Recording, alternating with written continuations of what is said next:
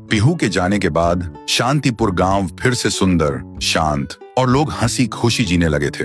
एक रात गांव में एक शादी हो रही थी। पूरा गांव शामिल था। सब धूमधाम से शादी मना रहे थे और तभी गुड़िया जमीन में लेटे हुए आती है और अचानक उठकर सीधा दुल्हन को खा जाती है। ये देखते ही लोगों के बीच में अफरा तफरी मच जाती है। कोई भागता है, कोई चिल्लाता है और वो गुड़िया खड़े होकर एक बच्चों जैसा गाना गाती है और फिर एक के बाद एक सबको मौत के घाट उतार देती है और फिर वो गायब हो जाती है। गांव फिर से कांप उठता है। सुबह सब लोग इकट्ठा होते हैं और कहते हैं वो भूखी लड़की वापस आ गई है। इस बार एक गुड़िया बनके लोग घुटनों के बल गिर जाते हैं और रो रो कर कहते हैं, हे भगवान हमें बचाओ। तभी गांव का मुखिया आता है और गुस्से में कहता है, चाहे वो कोई भी हो, है तो एक गुड़िया ही ना, आज रात मैं उसे खुद गाँव से निकालूंगा। फिर रात के ठीक 2:30 बजे मुखिया अपने 2 चेलों के साथ गांव के बीच खड़ा होता है और फिर वही धुआं छा जाता है और वही आवाज, वो गुड़िया धुएं से निकलती है और सीधा मुखिया के पास चल के आती है। मुखिया कहता है, निकल जा मेरे गांव से, नहीं तो तुझे यहीं बिखरा दूंगा। गुड़िया हंसती है और कहती है, तेरे से पहले भी किसी ने ये सोचा था। और उसी पल वो गुड़िया बड़ी होने लगती है और अपनी पैर से तीनों को कुचल के मार डालती है।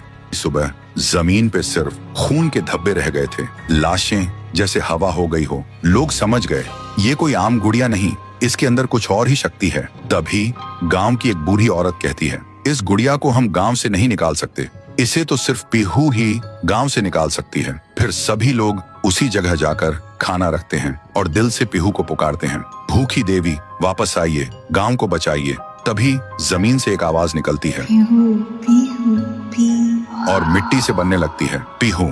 लोग चिल्लाकर कहते हैं, देवी हमें बचा लो।